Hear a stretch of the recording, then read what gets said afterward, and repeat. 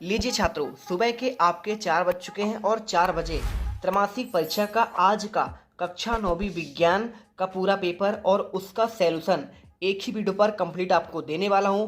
Last तक बने रहना, पूरे आप 75 में से 75 नंबर आसानी से यहां पे ला पाएंगे। सबसे पहले अगर हम देखें तो प्रश्न पत्र में देखिए आपको इसमें सही विकल्प वाले क्वेश्चन दिए गए हैं। पहला क्वेश्चन जो आपको इसमें दिया गया है, देखिए पदार्थ की कुल कितने अवस्थाएं होती हैं, 2, 3, 5 या फिर देखिए आपका 9। तो देखिए सही आंसर आपका बी नंबर यहाँ पे 3 हो जाएगा, ठोस, द्रव और गैस होती है। इसके बाद देखो दूसरा क्वेश्चन, 2 या 2 से अधिक पदार्थों का समांगी मिश्रण यहाँ पे कहलाता है विलयन, यौगिक, विलायक या फिर देखिए उपयुक्त में से कोई नहीं। तो देखिए आप जानते हैं जब हम 2 या 2 से अधिक पदार्थों को मिलाते हैं तो क्या बनता है, आपका विलयन बनता है। ठीक है, इसके बाद तीसरा देखिए, किसी वस्तु के वेग परिवर्तन की दर कहलाती है आवेग, चाल, त्वरण या फिर देखिए आपका विस्थापन। तो देखिए राइट आंसर आपका जो हो जाएगा, वेग में आपका जो परिवर्तन की दर होता है ना, वो आपका कहलाता है त्वरण कहलाता है। इसके बाद देखिए क्वेश्चन आपका चौथा दिया है,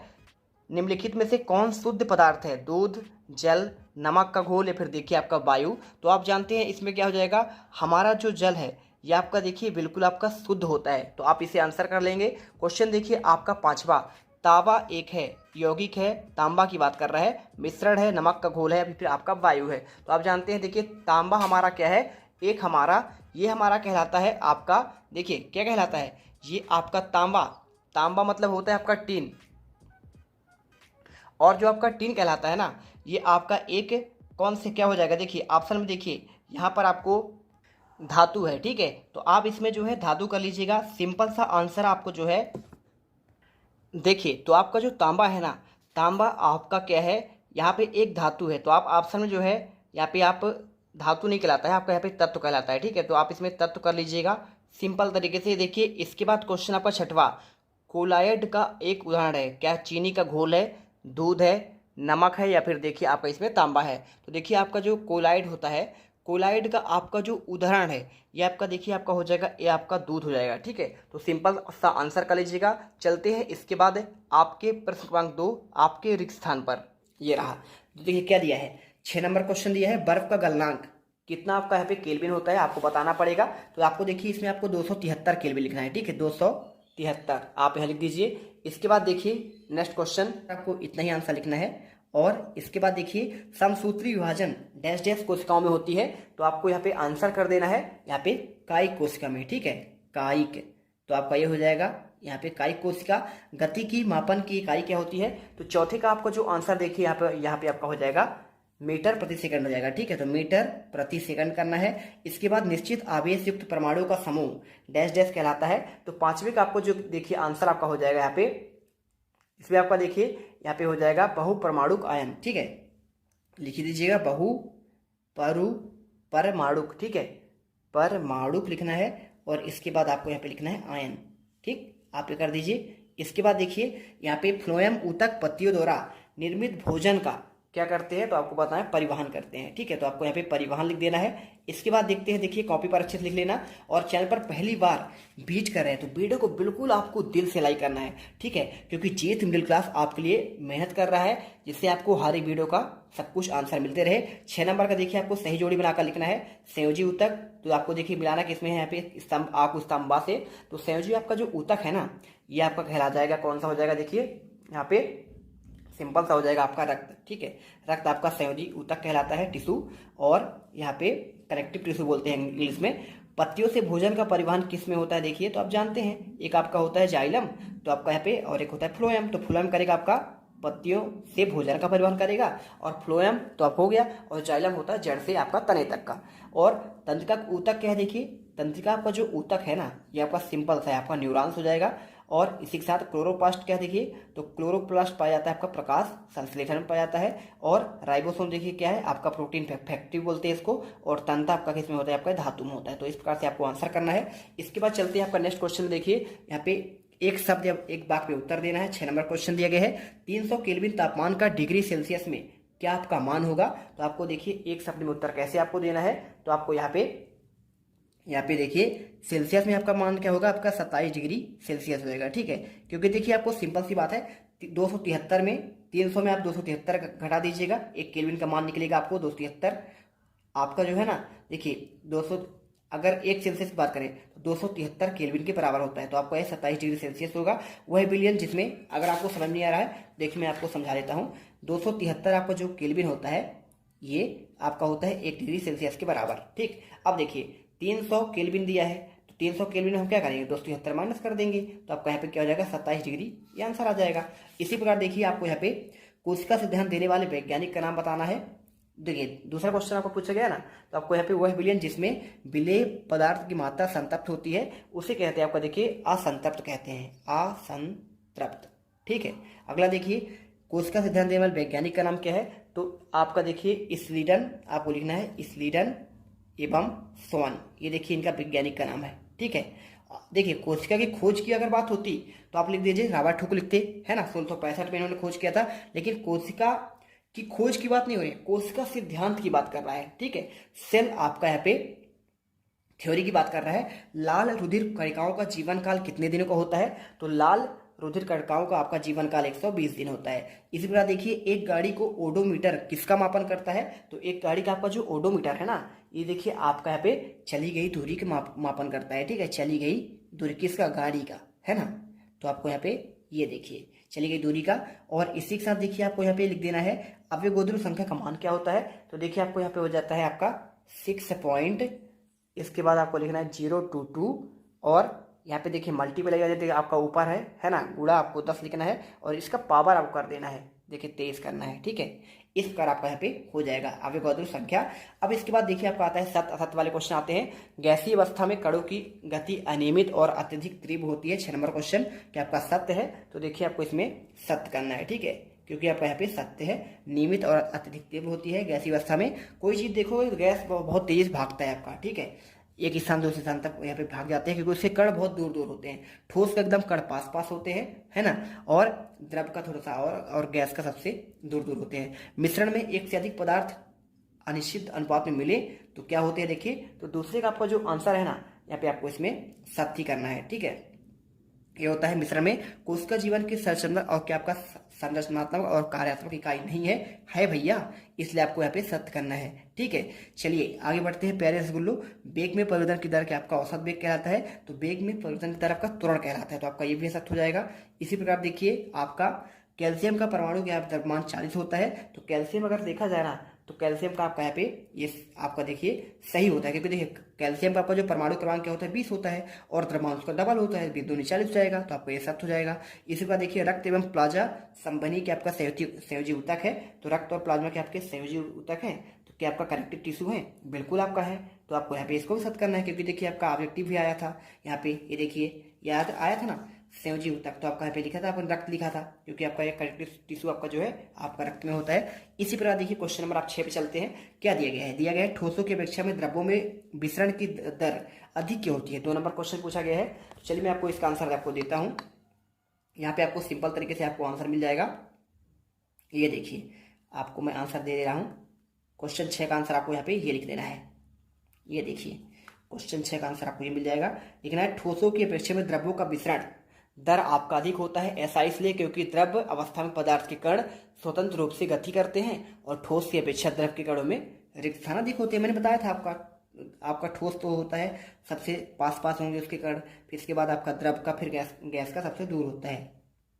अथवा देखिए उदरपातन किसे कहते हैं, एक पदार्थ का उदाहरण दीजिए, ये गुण किसमें पाया जाता है। देखिए उदरपातन आपका जो होता है यह प्रक्रिया द्रव अवस्था में नहीं होती है। उदरपातन का मतलब होता है वह प्रक्रिया जिसमें किसी ठोस को, पदार्थ को जब आप गर्म करते हैं ना तो सीधे द्रव में नहीं, ठंडा करने पर देखिए आपको यहाँ पे सीधे द्रव में और ठंडा करने पर फिर से ठोस अवस्था में आ जाए, ये कहलाता है। जैसे देखिए कपूर और नेपथेलिन, कपूर को आप क्या करेंगे, गर्म करेंगे तो यहाँ पे वाष्प बन जाता है और यहाँ पे इस प्रकार से उदरपातित हो जाता है। तो कार्बन डाइऑक्साइड भी उदरपातन के गुण को प्रदर्शित करता है। क्वेश्चन देखिए 7वां, परमाणु से क्या समझते हैं और आपको यहाँ पे आंसर देना है। तो देखिए परमाणु शब्द का मूल अर्थ होता है वह कण जिसे छोटे छोटे कणों में विभाजित ना किया जा सके, वो होता है परमाणु। बहुपरमाणिक आयन किसे कहते हैं, देखिए तो 7 का आपको अथवा का आंसर देखने से पहले अगर आपको देखिए इसका आपको पूरा पीडीएफ चाहिए ना, तो पीडीएफ डाउनलोड करने के लिए हमारे टेलीग्राम चैनल को आपको ज्वाइन करना पड़ेगा। इसका लिंक आपको कमेंट बॉक्स में आपको दिया गया है, ठीक है। चलिए यहाँ पे आपको इसका आंसर दिखाते हैं। तो आपका ये रहा 7 का अथवा का आंसर आपको ये मिल जाएगा। परमाणु के समूह जिन पर नेट आवेश विद्यमान है उससे बहुपरमाणुक आयन कहते हैं, जैसे अमोनिया और आपका सल्फेट आदि, ठीक है। क्वेश्चन देखिए आपका यहाँ पे नेक्स्ट आता है क्वेश्चन 8वां। क्या दिया गया है देखिए, इसमें लिखा है गर्मियों में हमें किस प्रकार के कपड़े पहनने चाहिए और क्यों। तो देखिए सिंपल सा क्वेश्चन है। अगर मैं इसके आंसर की बात करूं तो आपको यहाँ पे गर्मियों में हमें सूती कपड़े पहनने चाहिए, क्योंकि गर्मियों में शारीरिक प्रक्रिया के कारण अत्यधिक पसीना आता है और इससे जिसे क्या है ठंडक मिलती है। जैसा कि हम जानते हैं कि बाष्पीकरण के दौरान द्रव की सतह कण हमारे शरीर की देखिए ऊर्जा से प्राप्त करने पर वाष्प में बदल जाते हैं। अब इसके बाद देखिए मिश्र धातु किसे कहते हैं, आपको आंसर में लिख देना है। देखिए 2 या 2 से अधिक धातु के समांगी मिश्रण को यहाँ पे मिश्र धातु कहते हैं। और मिश्र धातु के देखिए आपके 2 रूप हैं, इस्पात और पीतल, है ना। तो आपको यहाँ पे आंसर करना है। क्वेश्चन देखिए आपको यहाँ पे 9 नंबर, मिश्रण और यौगिक में आपको 2 अंतर पूछा गया है। तो देखिए क्वेश्चन 9 का आंसर आपको यहाँ पे मिश्रण में आपको लिखने देना है 2 या 2 से अधिक शुद्ध पदार्थों के द्वारा बिना किसी रासायनिक क्रिया के दौरान निर्माण होते हैं। और इसमें आपको दूसरा पॉइंट, इसमें घटकों का गुण विद्यमान होते हैं और इधर आपका यौगिक क्या लिखा हुआ है। तो ये देख लो, आपको इसे अच्छे से करना है। अधिक तत्वों के रासायनिक क्रिया के फलस्वरूप निर्मित होते हैं, ठीक है। चलिए इसके बाद क्वेश्चन 9 का अथवा देखिए तत्व और यौगिक में अंतर पूछा गया है। तो आपको आंसर यहाँ पे तत्व एक ही प्रकार के परमाणु से मिलकर बने होते हैं, जबकि यौगिक आपके विभिन्न प्रकार के परमाणु तत्वों से मिलकर बने होते हैं। और देखिए तत्व क्या होता है, विभाजित कर कोई तत्व प्राप्त नहीं करता है, जबकि आप यौगिक देखिए आपको प्राप्त करता है। क्वेश्चन देखिए आपको जो 10वां दिया गया है, कोलाइडी विलयन के आपको 2 गुण पूछा गया है और साथ में सांता को आपको देखिए परिभाषित करने के लिए पूछा गया है। तो आंसर देखिए क्वेश्चन 10 का आंसर आपको यहाँ पे ये हो जाएगा। आंसर देखिए ये आपका विषमांगी होते हैं और कोलाइडी कण धनावेशित और ऋणावेशित हो सकते हैं, ठीक है। इसका आंसर मिल गया कोलाइडी विलयन के 2 गुण। सांता को परिभाषा देखिए, रसायन विज्ञान में किसी विलयन की सांता उस विलयन के आयतन में उपस्थित पदार्थ की मात्रा के रूप में परिभाषित किया जाता है। इसके बाद क्वेश्चन देखिए 11वां, जाइलम व फ्लोएम में आपको अंतर लिखना है। सिंपल सा क्वेश्चन है। देखिए जाइलम की कोशिका मृत होती है, जबकि फ्लोएम की कोशिका आपका जीवित होती है। और जाइलम गुणित खनिज का स्थानांतरण करती है, जबकि फ्लोएम खाद्य पदार्थों का स्थानांतरण करती है। अथवा का क्वेश्चन देखिए क्या लिखा है, श्वेत रुधिर कणिकाओं में सिपाही क्यों कहा जाता है। सिंपल सा क्वेश्चन देखिए, आपको आंसर यहाँ पे श्वेत रक्त कणिकाएं शरीर के रक्षक है और ये प्रतिरोधियों के निर्माण करती है। जब कभी शरीर में रोग फैलाने वाले रोगाणु प्रविष्ट हो जाते हैं तो उन्हें कोई चोट लग जाती है तो रोगाणुओं को भक्षण कर लेती है, तब इन्हें शरीर का सैनिक कहा जाता है। इसके बाद देखिए 12वां क्वेश्चन, एक समान गति किसे कहते हैं। अगर मैं इसके आंसर की बात करूं तो ऐसी गति जिसमें एक वस्तु समान अंतराल पर समान दूरी तय करती है एक समान गति कहलाती है, ठीक है। अथवा का देखिए यहाँ पे क्या पूछा गया है, यहाँ पे त्वरण किसे कहते हैं। तो इसका आंसर देखिए किसी वस्तु के वेग में परिवर्तन के आपका दर जो होता है त्वरण कहलाता है। इसका मात्रक प्रति मीटर सेकंड यानी मीटर देखिए प्रति सेकंड स्क्वायर होता है तथा यह एक सदिश राशि है, ठीक है। इसके बाद देख लीजिए गति का प्रथम नियम पूछा गया है। तो गति का देखिए प्रथम नियम क्या होता है, प्रत्येक पिंड तब तक अपनी विरामावस्था में अथवा सरल रेखा में एक समान गति अवस्था में रहता है जब तक कोई उस पर बाह्य बल न लगाया जाए। तो इसे देखिए जड़त्व का नियम भी कहते हैं। और अथवा का देखिए संवेग संरक्षण का आपको नियम पूछा गया है। यहाँ पे आपको लिखना पड़ेगा, यदि किसी निकाय पर कोई बाह्य बल कार्य न कर रहा हो तो निकाय का कुल संवेग आपका जो है नियत रहता है। और देखिए संवेग को ना ही उत्पन्न किया जाता है और ना ही नष्ट किया जाता है, केवल एक रूप से दूसरे रूप में आपका परिवर्तित हो सकता है। क्वेश्चन देखिए 14 नंबर का, कार्बन और सोडियम के परमाणु के लिए इलेक्ट्रॉन का वितरण आपको पैरेन्काइमा और कोलेनकाइमा में आपको अंतर बताना है। तो देखिए आपका ये हो जाएगा, कार्बन परमाणु आपका देखिए आपका इसका परमाणु संख्या क्या 6 होता है और इलेक्ट्रॉन वितरण देखिए पहले कक्षक में आपका 2 जाएगा इलेक्ट्रॉन और दूसरे वाले में आपका 4 जाएगा, 4 2 6 हो जाएगा। सोडियम का देखिए परमाणु संख्या कितना होता है 11 होता है, ये कैसे जाएगा, पहले 2 जाएगा पहले कक्षा में, फिर दूसरे कक्षा में आपका 8 जाएगा, 8 2 10 हो गया, बचा कितना आपका 1 बचा, तो आपका ये हो जाएगा। इसके बाद देखिए पैरेन्काइमा और आपका कोलेनकाइमा में आपको अंतर बताना है। इसकी कोशिका भित्ति पतली होती है और इसकी कोशिका भित्ति आपका देखिए कोनों पर मोटी होती है। भित्ति सेलुलोज की बनी होती है और इसका भित्ति देखिए आपका पेक्टिक पदार्थ की बनी होती है। 15वां देखिए क्या दिया गया है, गुरुत्वाकर्षण का सार्वत्रिक आपका नियतांक पूछा गया है, कैसे करेंगे। तो देखिए आपको आंसर आपको ये मिल जाएगा। देखिए दुनिया का हर पिंड दूसरे पिंड को पूरी शक्ति से अपनी ओर खींचता है और बस दोनों वस्तुओं का भार गुणनफलों के समानुपाती होता है, यही उसके बीच में दूरी के वर्ग के आपका देखिए व्युत्क्रमानुपाती होता है। तो आपको आंसर करना है। और इसके बाद देखिए आपका यहाँ पे गुरुत्वाकर्षण का सर्वाधिक नियतांक, इसका तो आपका हो गया। इसका देखिए क्यों कहा जाता है, तो न्यूटन के गुरुत्वाकर्षण के नियम के अनुसार सार्वभौमिक माना जाता है, क्योंकि पूरे ब्रह्मांड पर ब्रह्मांड पर लागू माना जाता है। और ऐसा इसलिए कहा जाता है क्योंकि द्रव्यमान वाले सभी पिंडों जैसे सूर्य, चंद्रमा, पृथ्वी या सेब पर लागू होते हैं और पिंड एक ही नियम द्वारा शासित होंगे, जो न्यूटन के गुरुत्वाकर्षण की आपका नियम कहलाती है। 16वां देखते हैं। देखिए, विभाज्योतक कोशिकाओं की दो आपको विशेषताएं बतलानी है। क्या आपको आंसर देना देखिए, या फिर आपका रक्त के दो कार पूछा गया है। तो देखिए, विभाज्योतक की कोशिकाएं पतली भित्ति, सघन कोशिका द्रव और स्पष्ट केंद्रक वाली रिक्तियां विहीन होती है। आपको ये उत्तर लिख देना है। अथवा का देखिए, आपका रक्त शरीर के ऊतकों की ऑक्सीजन और आवश्यक पोषक तत्व जैसे वसा, शर्करा, खनिज और विटामिन पहुंचाता है। रक्त कार्बन डाइऑक्साइड को फेफड़े तक ले जाता है। और रक्त देखिए अपशिष्ट उत्पादों को शरीर से बाहर निकालने के लिए भी किडनी तक ले जाता है। तो ये आंसर हो गया। संसूत्री विभाजन किसे कहते हैं? तो देखिए, आपको आंसर लिखना है। संसूत्री विभाजन ऐसे विभाजन जिनमें बनने वाली पुत्री कोशिकाओं में गुणसूत्रों की संख्या मात्र कोशिकाओं के समान हो, उसे कहते हैं समसूत्री विभाजन। बर्फ का टुकड़ा जल पर क्यों तैरता है? ये क्वेश्चन आपको पूछा गया है। तो बर्फ पानी पर इसलिए तैरता है क्योंकि बर्फ का घनत्व पानी के घनत्व से कम होता है। जब बर्फ का टुकड़ा पानी में डाल दिया जाता है तो उसका भार उसके द्वारा हटाए गए भार के आपके भार से कम होता है। ठीक है। इसके बाद देखिए, आपका यहाँ पे क्वेश्चन, आपका जो अगला क्वेश्चन देखिए, आपका दिया गया है 18वां। इसमें देखिए क्या पूछा गया है, अंतः प्रद्रव्य जलिका के 3 कारक पूछा गया है। तो देखिए आपको आंसर कैसे लिखना है। खुरदुरी अंतर्द्रव्य जलिका के ऊपर राइबोसोम पाए जाते हैं जो प्रोटीन संश्लेषण का कार्य करते हैं। और इसी के साथ देखिए चिकनी अंतर्द्रव्य जलिका एसियर, वसा और लिपिड अणुओं को बनाने में सहायता करती है। और कोशिका द्रव्य में विभिन्न क्षेत्रों में मध्य कोशिका गर्भ के लिए देखिए केंद्रक के मध्य आपका मुक्ता प्रोटीन के परिवहन के लिए नलिका के रूप में कार्य करता है। इसके बाद देखिए आपका यहाँ पे अमीबा में भोजन कैसे प्राप्त करता है। तो देखिए आपको आंसर आपको यहाँ पे मिल जाएगा। अमीबा एंडोसाइटिस प्रक्रिया द्वारा बाह्य वातावरण में अपना भोजन प्राप्त करता है और इसकी प्लाज्मा झिल्ली के अंदर मुड़कर कप के आकार का गड्ढा बना लेती है जिसमें भोजन प्रवेश कर जाती है। इसके बाद यह खाद्य धान्य के रूप में आपका ले लेता है। इसके बाद देखिए माइटोकॉन्ड्रिया कोशिका का बिजली घर क्यों कहा जाता है। तो देखिए माइटोकॉन्ड्रिया में एंजाइम होते हैं जो भोजन पदार्थों को ऑक्सीकरण करके ऊर्जा का आपका निर्माण करते हैं। एटीपी के रूप में एकत्र होती है और ऊर्जा बहुत सी जैविक प्रक्रियाओं में काम आती है। अतः माइटोकॉन्ड्रिया को ऊर्जा का यहाँ पे बिजली घर कहा जाता है। अथवा क्वेश्चन देखिए आपको यहाँ पे कोशिका को जीवन की संरचनात्मक और आपका क्रियात्मक इकाई क्यों कहा जाता है। तो अगर मैं इसके आंसर की बात करूं तो देखिए आपको यहाँ पे ये आपको मिल जाएगा। कोशिका सभी जीवों की मूल इकाई होती है और इसकी रचना अनेक कोशिकाओं के द्वारा होती है। कोशिकाओं की आकृति आकार उनके विशेष कार्यों के अनुरूप होता है। कोशिकाओं के कारण ही कई कोशिका जीवित रहती हैं और सभी कार्य करती हैं। इसलिए कोशिका को जीवन की संरचनात्मक और आपका क्रियात्मक इकाई भी इसे कहा जाता है। क्वेश्चन देखिए आपका जो 20वां दिया गया है, अणु और परमाणु में आपका अंतर पूछा गया है, यानी एटम और आपका अणु में अंतर। और या फिर डाल्टन का परमाणु सिद्धांत के 3 आपको विशेषता बतलानी है। तो देखिए आपको ये हो जाएगा, वे किसी तत्व के सूक्ष्मकण होते हैं जैसे स्वतंत्र रूप से पाए जाते हैं और नहीं भी पाए जाते। कौन से? आटम, यानी आपका परमाणु। अणु देखिए ये एक समूह होता है जो एक बंधन द्वारा साथ आते हैं और इसके अलावा किसी यौगिक की सबसे छोटी इकाई भी होती है। ठीक है, यानी अगर तोड़ा जाए किसी यौगिक को तो यहाँ पे आपका सबसे छोटा इकाई आपका यहाँ पे अणु होता है। और अगर अणु तोड़ेंगे तो आपका यहाँ पे परमाणु मिलेगा। वे स्वतंत्र रूप से अस्तित्व में भी हो सकते हैं और नहीं भी। ठीक है, और ये स्वतंत्र अवस्था में आपका मौजूद होते हैं। ठीक है, इस प्रकार आपको लिखना है।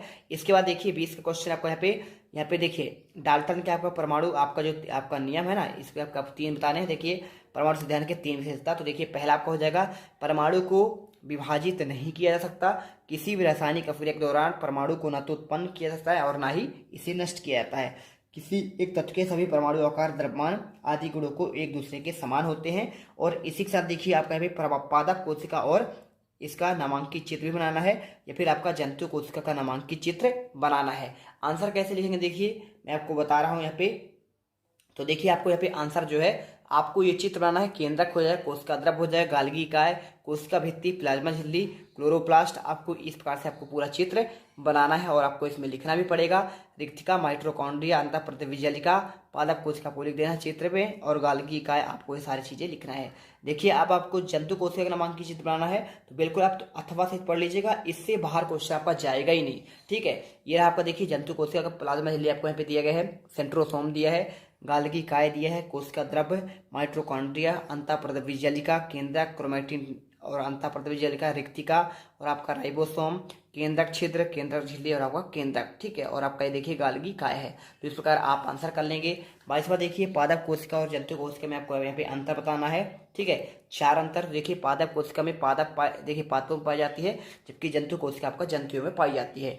पादप कोशिका में कोशिका भित्ति उपस्थित होता है और जंतु कोशिका में कोशिका भित्ति उपस्थित नहीं होता है। और पादप कोशिका हरित लवक पाए जाते हैं, पाए जाएंगे बिल्कुल, और जंतु कोशिका में हरित लवक नहीं पाए जाएंगे। पादप कोशिका में बड़ी रिक्तिकाएं होती हैं और जंतु कोशिका में छोटी रिक्तिकाएं आपकी होती हैं। इसी के साथ देखिए आपका 8वां क्वेश्चन आपको ये दिया गया है आपका न्यूमेरिकल, इससे आप खाली जो है आपको ऐसे करना पड़ेगा, ठीक है। तो इसे कर लीजिएगा पूरा अच्छे तरीके से, और आपका यहाँ पे तुरंत आ जाएगा 0.018 देखिए मीटर प्रति सेकेंड स्क्वायर, ठीक है। और 23वां देखिए निम्नलिखित तापमान को सेल्सियस में आपको चेंज करना है। चेंज कैसे करेंगे देखिए, तो यहाँ पे चेंज करेंगे 300 केल्विन को, देखिए तो क्या हो जाएगा 300 केल्विन 273 माइनस करेंगे 27 डिग्री आ जाएगा। और सेल्सियस को देखिए कैसे आपको बदलना है, 573 को देखिए 273 माइनस करेंगे तो 300 डिग्री आपका पे आंसर निकल कर आ जाएगा। तो इसका आपका देखिए 300 डिग्री यानी कितना आ जाएगा देखिए 300 डिग्री, इसका आपका 27 आपका डिग्री सेल्सियस आ जाएगा।